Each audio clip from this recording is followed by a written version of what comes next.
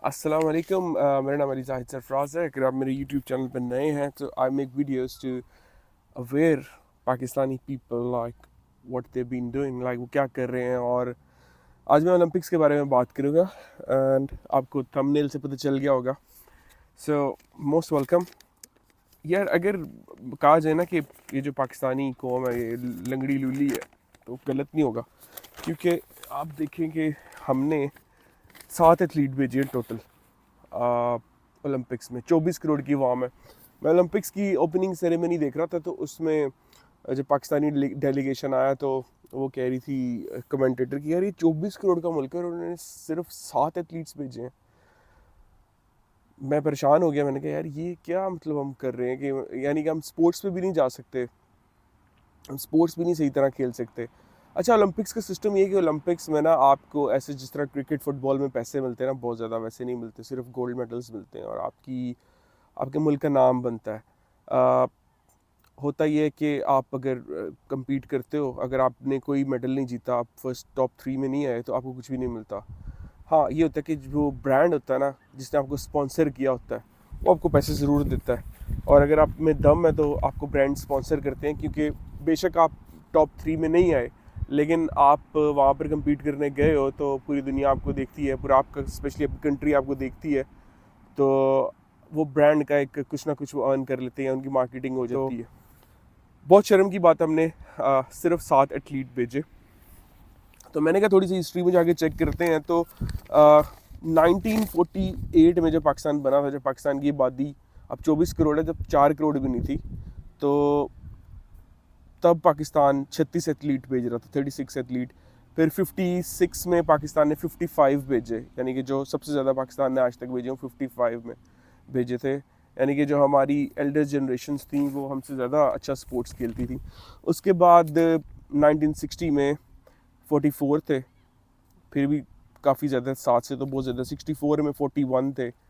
यानी कि जो हमारे दादा की जनरेशन थी वो दे वर मोर इंटरेस्टेड इन स्पोर्ट्स और वो हमारे से ज़्यादा प्रोडक्टिव थे एज़ कम्पेयर टू जो अब की जनरेशन है जो सिर्फ टिकटॉक पे लगी हुई है। ऑल दो 72 में 1972 में हमारे 28 एथलीट थे, और 1988 में फिर 30, फिर 92 में 27, फिर 96 में 24, फिर 2000 में 26, और एक कम होते गए हैं। 2024 में 26 थे, एंड देन 2012 में 21, 2016 में भी 7 थे, 2020 में जब इमरान खान का दौर था तो 10 हो गए, 7 से थोड़े बड़े थे, अब फिर 7 हो गए हैं 2024 में। तो अभी हमने 7 एथलीट भेजे हैं। यानी कि अगर हम देखा जाए तो हम लंगड़े, लूले और टुंडे भी हैं। अगर आप पंजाबी जानते हो तो टुंडे का मतलब होता है जो कि अ पर्सन जिसके हाथ इस तरह होते हैं, वो हाथ काम नहीं करते। सो 24 करोड़ में से 7 लोग, परेशानी की बात है। ऑल दो पाकिस्तान पहले गोल्ड मेडलिस्ट भी रही है, पाकिस्तान की हॉकी टीम। तो पाकिस्तान काफ़ी अच्छा हिस्ट्री में रहा है, पर अब क्या हो गया, क्या वजह बनी है, इस पे गौर करना पड़ेगा और ये वाकई सोचने की बात है। ये पेपर में मैंने ना कुछ चीज़ें लिखी हुई हैं यार। अच्छा, इसमें ये है कि यार अब देखो, न्यूजीलैंड जैसा मुल्क है जिसकी 51 लाख आबादी है, वो कितने एथलीट भेज रहा है? 195। डेनमार्क की 60 लाख आबादी है टोटल, और वो कितने एथलीट भेज रहा है? 123। यानी कि 50-60 लाख आबादी ना पाकिस्तान इंडिया में मोहल्लों में होती है, ठीक है, एक छोटे छोटे गाँव में होती है। और यानी कि हर गांव से एक टीम निकले तो हम तो मतलब 10,000 एथलीट भेजेंगे। लेकिन इस बार जो ओलंपिक्स है उसमें टोटल 10,000 एथलीट्स ने हिस्सा लिया है। 10,000 एथलीट्स कम्पीट कर रहे हैं। टॉप 3 जो है ना वो यूएसए से हैं। यूएसए ने 594 भेजे हैं। यानी कि इससे पता चलता है यूएसए में स्पोर्ट्स काफ़ी खेली जाती है। वैसे मैं ऑस्ट्रेलिया गया था, ऑस्ट्रेलिया में देर आर लाइक, जिस बंदे से पूछो वो क्या करता है, जी मैं स्पोर्ट्स में हूँ। जिम्स उधर खुले हुए हैं 24 घंटे, और उधर बड़े बड़े फुटबॉल फील्ड्स हैं। अगर आप ऑस्ट्रेलिया में रहते हैं तो आपको पता होगा कितना उधर स्पोर्ट्स को प्रेफर किया जाता है। जिस बंदे से पूछो क्या बनना है आपने, क्या करना है, कोई कह रहा है मैं हॉकी प्लेयर हूँ, कोई कह रहा है मैं यानी कि जिमनास्टिक करता हूँ। मैं क्या, करते क्या हो यार, पैसे कहाँ से कमाते हो? नहीं, मैं जिमनास्टिक करता हूँ।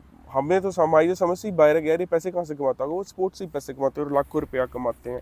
अगर आप यानी कि एक एथलीट है ना, और आप दो दो या 3 ओलंपिक्स में भी चले जाते हैं, अगर आप अपनी फिटनेस रखते हैं, 100 मीटर रेस करते हैं, आई थिंक वो इनफ है आपके लिए, आपकी ज़िंदगी में जितना आपने थ्रू एज ए लाइक कोई मैनेजमेंट का काम करके या as a professor as a teacher आपने पाकिस्तान इंडिया में कमाना है ना, तो आप सिर्फ अगर पाकिस्तान इंडिया में रह रहे हैं तो तीन दफ़ा आप ओलंपिक्स में कम्पीट करें, और बेशक आपको गोल्ड मेडल ना भी मिले, आप टॉप 3 में ना भी हैं, आपको कोई स्पॉन्सर मिल जाए तो आई थिंक आप इनफ अर्न कर सकते हैं। पर हमारे स्पॉन्सर भी माशाल्लाह से इस पे इन्वेस्ट नहीं करते, क्योंकि उनको पता है कि लोग देख ही नहीं रहे, लोग ओलंपिक्स देख ही नहीं रहे। और अब ओलंपिक्स पे लोगों का इंटरेस्ट कैसे बनाना है, ये भी मैं आपको बताता हूँ कैसे करना पड़ेगा। ये गवर्नमेंट्स करती हैं। अच्छा, ये तो चलो बहाना मिल गया ना कि यूएसए, फ्रांस, जो है ऑस्ट्रेलिया ने 460 एथलीट भेजे हैं, फिर चाइना ने 388 भेजे हैं। ये तो चलो कह दो कि ये अमीर मुल्क हैं, ये भेज रहे हैं। यार गरीब मुल्क जिस तरह के समाओ है, 24 एथलीट वहाँ से हैं, 2 लाख आबादी है, 2 लाख में से 24 भेज रहे हैं, 2 लाख में से 24 भेज रहे हैं, 2 करोड़ में से नहीं, 2 लाख में से, हम 24 करोड़ में से 7 भेज रहे हैं। और फिर छोटी छोटी कंट्रीज़ हैं जिनकी 2-2, 4-4 लाख आबादी है, उन्होंने 15-16 इतने एथलीट्स भेजे हुए हैं। लिस्ट अगर आप इंटरनेट से निकालें तो अज़रबैजान जैसे मुल्क ने 47 भेजे हुए हैं। अच्छा, इंडिया ने 110 भेजे हैं, इंडिया ने भी कम भेजे हैं भाई, इंडिया का भी हमारे वाले हालात है। यानी कि अगर उनकी भी 25 करोड़ आबादी होती तो हमने 7 भेजे, उन्होंने 18, उस हिसाब से मैथमेटिकली देखे तो उन्होंने 18 भेजे। लेकिन उनके टोटल अभी जो 150 करोड़ आबादी में से 110 गए हैं एथलीट, जो कि बहुत कम है यार। यानी कि इंडिया में भी कोई ट्रेंड नहीं है स्पोर्ट्स का। और तो उन्होंने काफ़ी मूवीज़ बनाई हैं, दंगल है और काफ़ी अच्छी मूवीज़ वो इससे रिलेटेड बना रहे हैं ताकि लोग कम्पीट करें, बट आई थिंक स्टिल 110 बहुत लेस है। तो बट इंडिया काम कर रहा है। अब देखें सिंगापुर में अगर कोई एथलीट जीत के जाएगा ना गोल्ड मेडल, तो सिंगापुर की गवर्नमेंट फैसिलिटीज़ देने के बाद, यानी कि आफ्टर गिविंग फैसिलिटीज़, गवर्नमेंट्स फिर भी विनर्स को सपोर्ट कर रही हैं, और यानी कि $745,000 दे रही है इनको। सिंगापुर की गवर्नमेंट, इंडियन गवर्नमेंट 75 लाख रुपया दे रही है, 75 लाख रुपया अपने विनर को दे रही है। उसके बाद अगर आप देखें तो कज़ाकिस्तान जैसा मुल्क $2.5 लाख देता है अपने विनर को, और सिल्वर मेडलिस्ट को 1.5 लाख और ब्रॉन्ज मेडलिस्ट को $1 लाख कज़ाकिस्तान जैसा मुल्क देता है।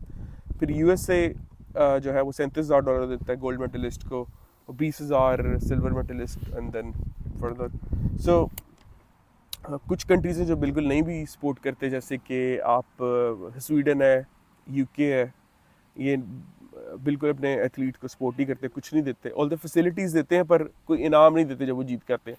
इसके बावजूद 360 एथलीट्स यूके से गए हुए हैं वहाँ पर कम्पीट करने, दुनिया देख रही है, क्योंकि उनको ब्रांड इंडोर्समेंट मिलती है, ब्रांड्स वगैरह उनको पैसे देते होंगे क्योंकि उनको पता है ब्रांड्स को कि लोग यहाँ पर देखते हैं, डेफिनेटली उनकी मार्केटिंग होती है, तो ब्रांड्स पैसे देते हैं एथलीट्स को। माशाल्लाह हमारे जो राना सनाउल्लाह साहब वहाँ पर गए हुए हैं, और हमारे 27 लोग ऐसे ऑफिशियल्स गए हैं जो कि पाकिस्तानी गवर्नमेंट के खर्चे पर वहाँ पर गए हैं, और जाकर खर्चे कर रहे हैं, इंजॉय कर रहे हैं, याशियाँ फुट रहे हैं। पिक्चर्स देखें उनकी आप, ये पेरिस की सैर करने पहुँचे हुए हैं।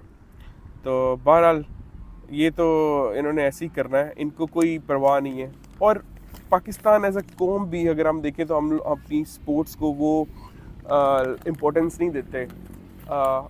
बच्चों को पढ़ने के लिए ज़्यादा इम्पोर्टेंस देंगे, पढ़ो, लेकिन अगर देखें तो स्पोर्ट्स एज अ कैरियर है।